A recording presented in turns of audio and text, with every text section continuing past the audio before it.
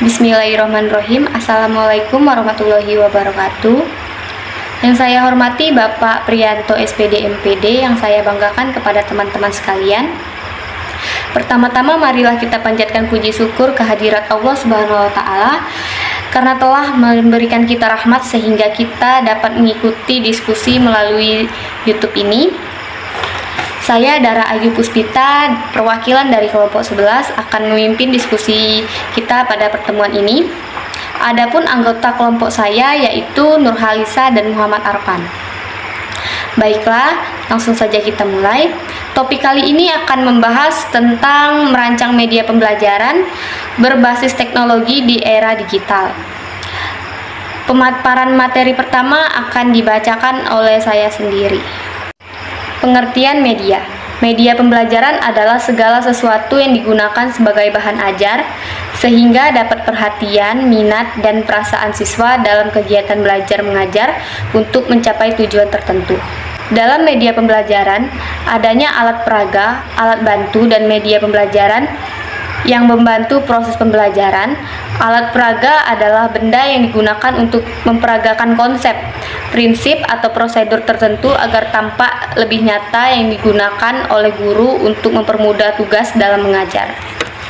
Dalam kegiatan belajar mengajar, adanya komponen mengajar Kartiharsi Sukarsi tahun 2002 nomor 79 menyatakan 1. Meliputi tujuan, bahan ajar, kegiatan belajar mengajar, metode, media atau alat, sumber belajar, serta evaluasi. Sumber belajar. Sumber belajar dibedakan menjadi dua, yakni sumber belajar yang sengaja dirancang atau dibuat secara khusus untuk pembelajaran dan sumber belajar yang tidak dirancang atau dibuat secara khusus untuk pembelajaran, namun dapat dimanfaatkan untuk pembelajaran. Contoh sumber belajar pertama antara lain buku, ensiklopedia, kamus. Materi-materi pembelajaran dapat berbentuk multimedia seperti film, animasi, slide, video, software pembelajaran berbantuan komputer, dan situs e-learning. Contoh sumber belajar jenis kedua antara lain lingkungan manusia dan situs-situs web. Baiklah, pemaparan materi selanjutnya akan disampaikan oleh Nurhalisa. Baik moderator, terima kasih atas kesempatannya. Saya akan melanjutkan materi selanjutnya. Untuk merancang media pembelajaran, haruslah mengerti kriteria media pembelajaran yang baik.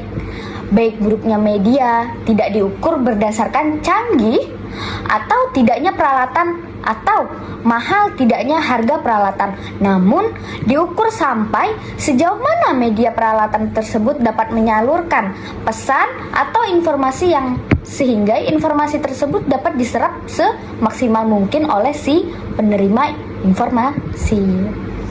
Nah, kemudian perancangan program pembelajaran. Pertama yaitu menetapkan kompetisi.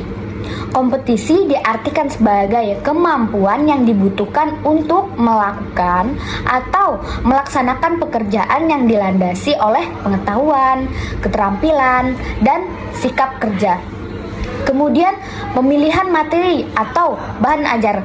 Pengertian pokok pemilihan bahan ajar ialah standar kompetisi dan kompetensi dasar. Maka, materi pembelajaran yang dipilih untuk diajarkan oleh guru hendaknya berisikan bahan ajar yang benar-benar menunjang kompetisi dan kompetisi dasar. Kemudian yang ketiga ada pemilihan media.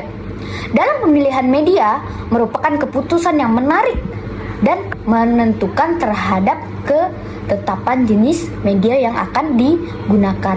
Beberapa kriteria yang patut diperhatikan dalam memilih media adalah sesuai dengan tujuan pembelajaran, tepat untuk mendukung materi pembelajaran, praktis, luas, dan bertahan, pengelompokan sasaran, dan multiteknis. Proses pembelajaran. Dalam proses pembelajaran, menggunakan media pembelajaran merupakan sumber belajar yang dapat membantu guru dalam memperkaya wawasan siswa dengan berbagai jenis media pembelajaran oleh guru. Maka dalam menjadi bahan ajar memberikan ilmu pengetahuan kepada siswa. Kemudian, seorang guru pada saat mengajar perlu memilih media pembelajaran yang cocok dengan tujuan pembelajaran yang akan dicapai. Pemilihan media tersebut didasari pada pertama, yaitu seorang guru harus sudah akrab dengan media tersebut. Kemudian, seorang guru harus dapat menggambarkan dengan lebih baik materi pembelajaran daripada kehadirannya. Kemudian yang ketiga, yaitu dapat lebih menarik perhatian, minat, dan menuntutnya menerima materi pembelajaran lebih terorganisasi dan terstruktur. Baik, saya kembalikan kepada moderator. Baiklah, terima kasih Nurhalisa. Materi selanjutnya akan dipaparkan oleh Muhammad Arpan. Kepada Muhammad Arpan, saya persilakan. Terima kasih kepada moderator. Saya Muhammad Arfan akan menjelaskan materi selanjutnya. Agar mencapai hasil yang maksimal, guru hendaknya memperhatikan prinsip-prinsip penggunaan media. Berkenaan dengan hal tersebut, guru hendaknya memilih terlebih dahulu media manakah yang sesuai dengan bahan dan tujuan pembelajaran. Perlu diperhitungkan juga apakah penggunaan tersebut sesuai dengan tingkat kematangan siswa. Ada beberapa hal yang perlu diperhatikan pada waktu memilih media, yaitu yang pertama ada alasan atau latar belakang pemilihan media. Kemudian yang kedua ada waktu pemilihan media. Yang ketiga adalah pemilih media. Dan yang terakhir yaitu cara memilih media. Alasan atau latar belakang pemilihan media. Tidak setiap media dapat digunakan dalam pembelajaran tertentu. Ada alasan yang melatar belakangi, yaitu yang pertama ada berbagai macam media yang mempunyai kemungkinan dapat dipakai dalam proses pembelajaran mengajar, dalam proses belajar mengajar. Yang kedua ada media yang mempunyai kecocokan untuk menyampaikan informasi tertentu. Yang ketiga ada perbedaan karakteristik setiap media. Yang keempat ada perbedaan pemakai media. Dan yang terakhir ada perbedaan situasi dan kondisi tempat media digunakan.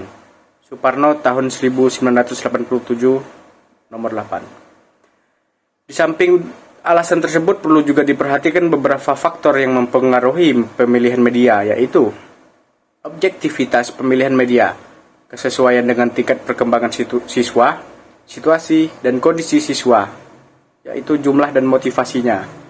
Pemilihan media hendaknya dilakukan pada saat membuat perencanaan pengajaran. Bila tujuan telah ditetapkan, pemilihan media sudah dapat dilakukan. Jadi dalam hal ini tidak perlu menunggu saat berlangsungnya proses belajar mengajar.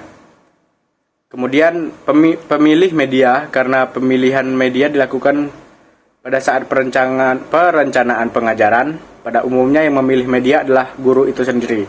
Dalam kondisi tertentu, pemilihan media juga dapat dilakukan oleh pembuat perencanaan pengajaran selain guru atau oleh siswa. Kemudian ada cara memilih media, yaitu ada banyak media pembelajaran, tetapi tidak dapat dikatakan media yang satu lebih baik daripada media yang lain. Baik buruknya media diukur sampai sejauh mana media tersebut dapat menunjang tercapainya tujuan pembelajaran. Sehubungan dengan hal tersebut, dalam memilih media hendaknya diperhatikan hal sebagai berikut. Yang pertama, yaitu hendaknya dimengerti karakteristik setiap media sehingga dapat diketahui kesesuaian media tersebut dengan informasi yang akan disampaikan. Kemudian yang kedua, hendaknya dipilih media yang sesuai dengan tujuan yang hendak dicapai. Yang ketiga adalah hendaknya dipilih media yang sesuai dengan metode yang dapat dipergunakan. Yang keempat, hendaknya dipilih media yang sesuai dengan materi yang akan disampaikan. Yang kelima, hendaknya dipilih media yang sesuai dengan jumlah, usia, tingkat pendidikan siswa.